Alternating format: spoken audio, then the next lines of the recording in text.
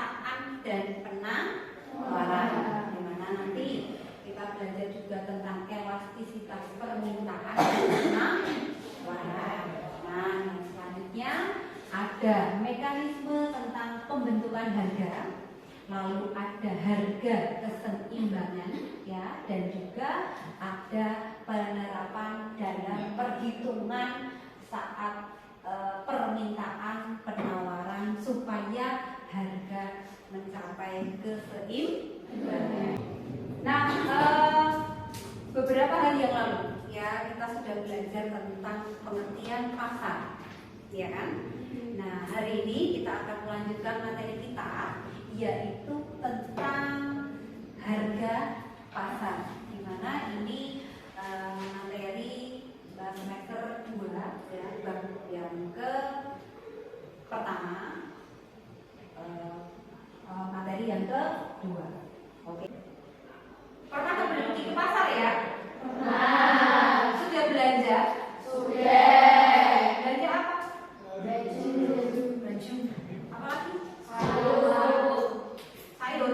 Yes. Nah, tunjuk tangan. Kelompok 1 ya, ketua kelasnya siapa ini? Ketua kelompoknya siapa ini? Mbak siapa? Oke, Mbak Nana. Kelompok 2? Siti. Oke, Siti jadi kelompok 2 ya. Yang kelompok 3 berarti Aulia. Oke.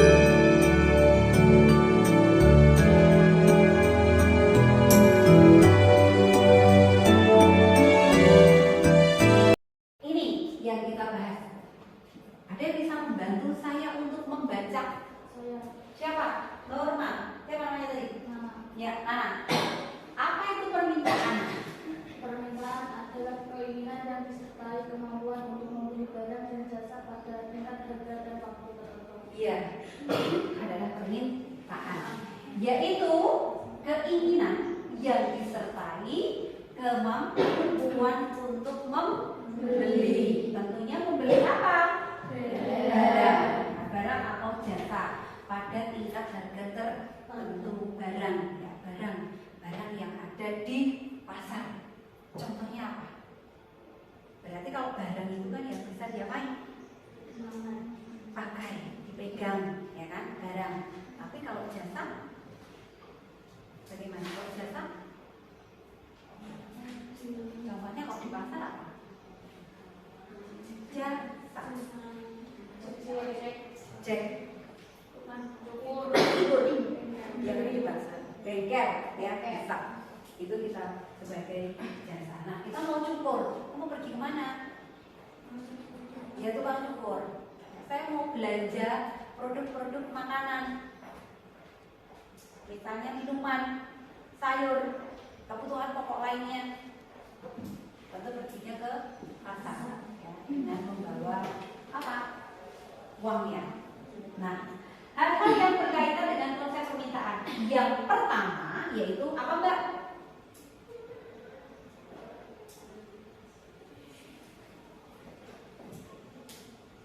Ayo konsentrasi.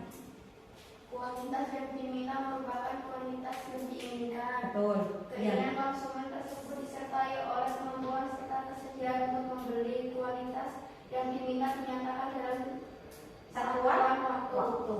Ya, ini adalah hal-hal yang berkaitan dengan permintaan.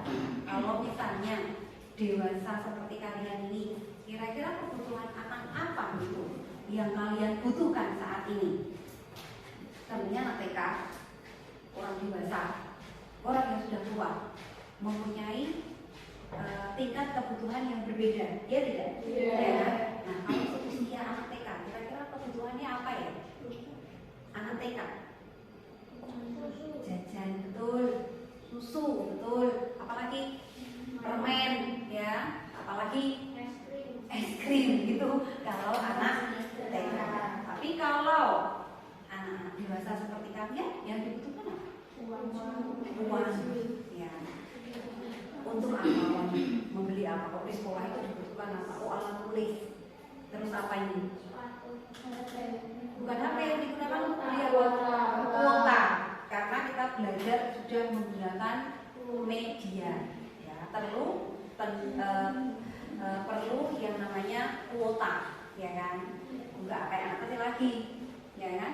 Lalu kalau orang yang sudah dewasa, yang misalnya, tentu kebutuhannya pasti dia berbeda.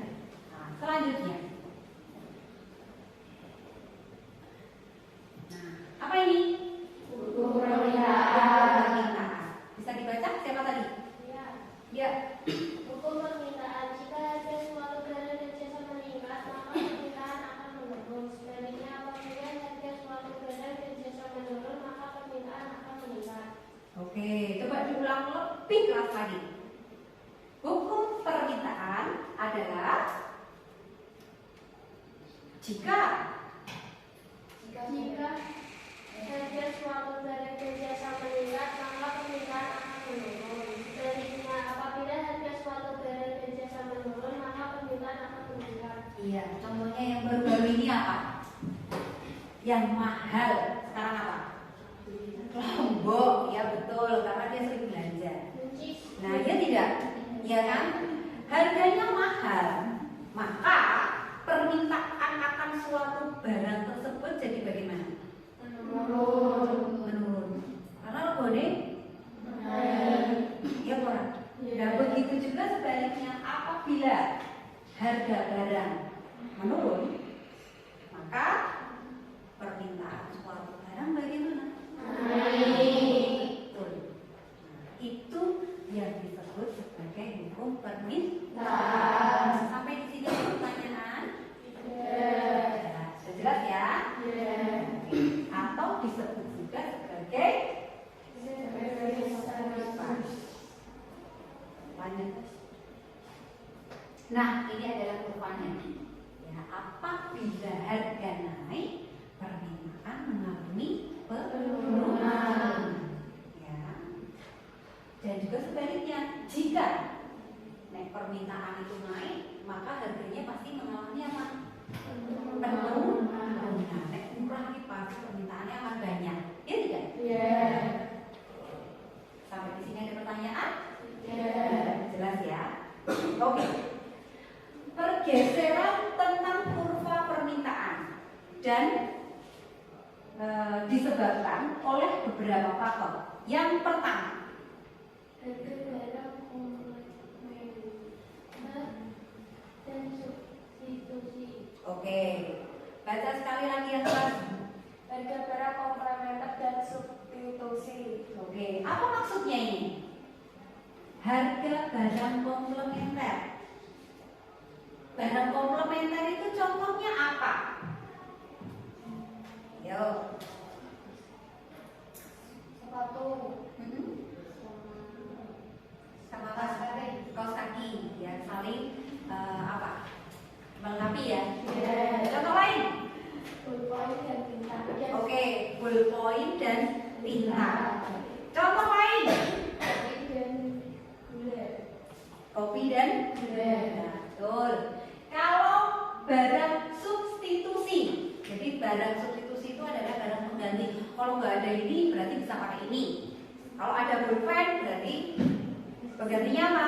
Pensil. Terus, contoh lain apa? Gelas dan cangkir. Gelas dan cangkir. Ya, ada gelas bisa pakai cangkir. Apalagi? Contoh lain? Sepatu dan sandal. Oh, sepatu dan sandal. Apalagi? Tabung gas dengan kompor. Oh, tabung gas dengan kompor. Tabung gas dengan kompor. Masa tabung gas dengan kompor? Bisa kan? Termasuk barang yang mana ini? Apa ini? Komplementer. Jadi bukan substitusi ya. Kalau substitusi itu gas dengan apa kalau gas? Bukan pawonnya, tapi apa? Apanya? Kayu, betul. Kayu dengan gasnya. Terus kalau kompor berarti apa? Pawonnya ya, yang punya pawon itu ya. Oke, yang kedua yaitu jumlah pendapatan. Oke, pendapatannya meningkat, pasti permintaannya bagaimana? Meningkat. Dan juga oke. Permintaan akan suatu barang kamu bagaimana? Pasti akan masa-masa tuh lulus dari listrik siji. Oke, pasti pengen tuh apa? Iya, warna biru, ungu, bla bla bla bla bla bla. Ya, Bora? Nah, jumlah pendapatan. Yang selanjutnya adalah jumlah dan karakteristik penduduk banyak. Ya. Permintaan suatu barang bagaimana? Banyak. Nek penduduk sedikit, permintaan suatu barang juga pasti akan sedikit. Yang keempat, perubahan tradisi, model dan selera masyarakat. Ini contohnya apa ya? Kalau misalnya kita ada di dataran yang rendah, misalnya di pantai, kebutuhan akan apa ya? Di pantai itu biasanya dibutuhkan apa? Baju tebal kah?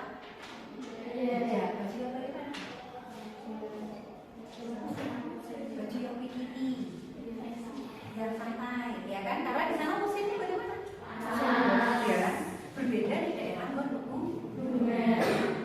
Beda lagi kalau misalkan kita berada di daerah perkotaan. Daerah perkotaan dengan daerah desa itu kan juga berbeda, penghasilannya pun juga berbeda, ya kan? Kalau di daerah perkotaan berarti permintaan akan suatu barang itu kan pasti banyak, ya tidak? Karena kebanyakan mereka pada bekerja.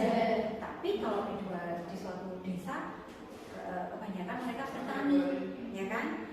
Kebutuhan akan suatu barang untuk membeli pun juga pasti dia lebih bagaimana? Lebih sedikit. Itu maksud dari permintaan. Ada pertanyaan sampai di sini? Tidak. Yang ketiga adalah perkiraan dan harapan masyarakat, hari raya keagamaan dan kondisi sosial ekonomi. Maksud dari hari raya? Kalau hari raya tiba pasti ada event-event tertentu, ya tidak? Atau tahun baru, ya tidak? Nah, tahun baru itu biasanya dijual apa sih? Mercon. Orang mau beli mercon itu pasti jumlahnya sangat banyak. Merayakan tahun baru. Selain itu apa? Dompet. Kalau dijual di hari-hari biasa, payung kan? Tidak. Nah itu maksudnya, ya. Oke. Nah, ini adalah pergeseran dari kurva permintaan. Seperti yang di situ ya. Rencana pemerintah menaikkan harga BBM akan mempengaruhi permintaan konsumen sebelum kenaikan harga dilakukan. Jadi pasti berburu apa? Bensin, karena harga bensin belum naik. Tapi nanti kalau sudah naik, konsumennya pasti akan sedikit. Tapi juga sama ya. Nah, ini adalah gambar kurvanya seperti ini. Ya, jika permintaan naik, maka harga mengalami penurunan. Jika permintaan bagaimana? Mengalami penurunan, maka harganya bagaimana? Naik. Akan mengalami kenaikan.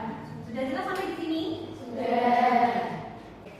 Tadi kita sudah mempelajari tentang permintaan ya. Nah, sekarang yang kedua adalah apa? Nah, tentunya berbeda dengan yang tadi ya. Kalau permintaan tadi harganya bagaimana?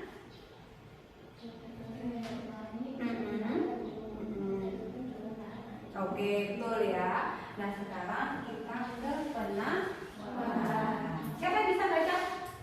Ya, baca yang keras. Pengertian penawaran. Penawaran adalah kualitas barang dan jasa yang tersedia dan dapat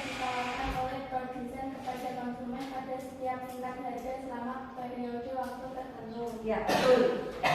Kuantitas barang dan jasa yang tersedia dan dapat ditawarkan. Jadi pada konsumen ya, dari produsen ke konsumen ya, pada tingkat harga dalam periode waktu tertentu. Tentunya ini berbeda dengan hukum permintaan tadi ya. Kalau hukum permintaan kebun naik, permintaannya bagaimana? Sedikit. Oke, kalau hukum penawaran maka Tawaran juga akan menurun. Jadi mengalami apa kalau ini? Penurunan atau imbang. Jika penawaran naik, maka permintaan naik. Jika penawaran turun, maka harganya bagaimana? Pasti juga akan turun. Itu adalah hukum penawaran. Oke, ini adalah kurva penawaran. Ya, siapa yang bisa menjelaskan kurva penawaran? Jika harganya naik, maka penawaran ikut naik. Jika harga turun, penawaran ikut turun. Betul ya? Nah, ini adalah beberapa faktor yang menyebabkan pergeseran kurva penawaran. Yang pertama, siapa yang mau baca? Ya, oke. kemajuan teknologi. Oke, kemajuan teknologi. Apalagi? Biaya produksi. Betul. Apalagi? Betul. Apalagi? Peningkatan jumlah produsen. Apalagi? Ya, dan ya. Jadi kemarau yang sangat panjang ya dapat mengakibatkan hasil produksi padi menjadi bagaimana? Berkurang. Hal ini didapat mengurangi apa? Penawaran padi yang ditawarkan di pasar. Biasanya seperti itu. Kalau sekarang yang sedang naik daun adalah harga cabai ya. Nah, itu. Nah, kenapa harga cabai itu mengalami harga mahal?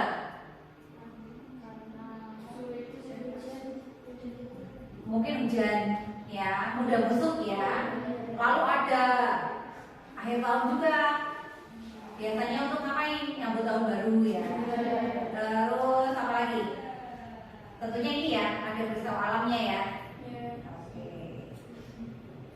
Nah, ini adalah kurva penawaran yang seimbang ya tadi ya. Harga naik maka penawaran juga akan ikut naik. Nah, ini ya contohnya beras. Beras adalah contoh barang yang tidak peka terhadap perubahan harga. Ketika harga naik, penjualan beras tidak akan berubah atau hanya berubah sedikit saja. Nah, ini adalah elastisitas permintaan. Adalah ukuran seberapa besar derajat kepekaan permintaan terhadap perubahan harga. Nah, ini jenis elastisitas permintaan. Ya, permintaan disebut elastis jika prosentase perubahan permintaan lebih besar daripada prosentase perubahan harga. Yang kedua, permintaan inelastisitas. Coba baca yang keras. Permintaan inelastis disebut inelastis jika perubahan permintaan lebih kecil daripada persentase perubahan harga. Ya, betul. Jadi pada permintaan elastis, kurva permintaannya cenderung lebih tajam. Kalau tadi landai ya, tapi ini lebih tajam. Oke, sudah. Nah, ini adalah permintaan elastis univer, yaitu rumusnya ya. Ini rumusnya ya. Oke, sama dengan delta Q dikurangi P kali P dibagi I. Jadi misalnya kuantitasnya 8 harganya 1 dikalikan 5 dibagi 40, maka ketemunya adalah 1. Oke, jelas ya?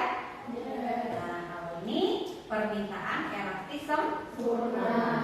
Disebut permintaan elastis sempurna jika apa? Koefisien elastis Jadi kurva permintaan elastis sempurna tergantung garis apa ini? Horizontal. Jadi ada bedanya ya. Oke, lanjut. Nah, kalau yang ini adalah permintaan inelastis sempurna. Dikatakan sempurna jika koefisien elastis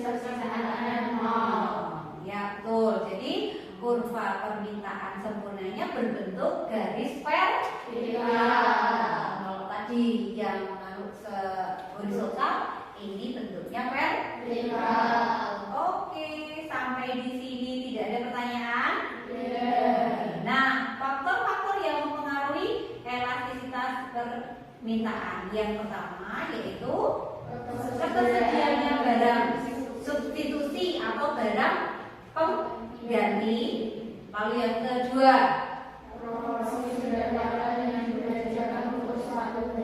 betul. Yang ketiga, kebutuhan pokok atau kebutuhan mewah dan ya, contohnya adalah garam. Ya, garam merupakan salah satu contoh barang yang tidak memiliki barang substitusi, sehingga permintaan garam bersifat kurang elastis. Contohnya selain garam apa yang tidak ada barang penggantinya? Contohnya apa? Yang tidak ada penggantinya. Kalau gula bisa ada ya. Gula apa? Gula bisa kita, ya kan? Terus apa lagi? Yang kira-kira tidak ada apa selain garam? Micin. Kalau micin ada nggak? Ada. Micin apa penggantinya? Oh, ya kan? Mungkin cuka kali ya. Cuka kali ya. Cuka ada nggak penggantinya? Oh, jeruk nipis bisa ya? Selain itu, yang lain? Oh, air. Air. Oke. Pada dasarnya adalah yang tidak bisa diganti adalah garamnya. Oke, lanjut. Elastisitas permakuaran. Oke, sampai di sini saja. Nah, kira-kira sudah jelaskah? Sudah. Nah, kira-kira sampai di sini dulu ya tentang kegiatan kita pada siang hari ini. Nah, siapkan HP-nya. Saya akan nge-share tentang tugas ya.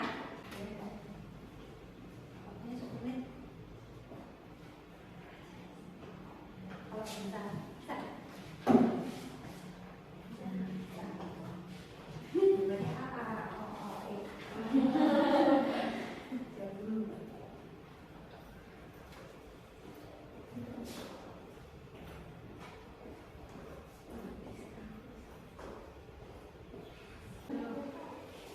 Berapa nilainya?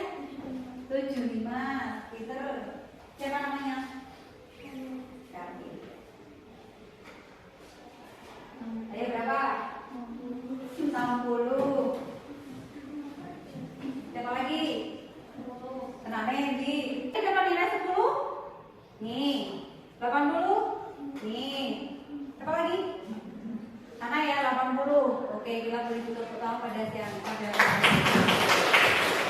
Nah, ini nanti akan ada tugas ya. Kalau tidak ada pertanyaan, kita cukupkan sekian ya pembelajaran kita pada pagi hari ini ya. Sampai ketemu pada pembelajaran berikutnya di waktu dan jam yang berbeda. Itu ya. Oke, sudah jelas semua? Nah, kita akhiri pembelajaran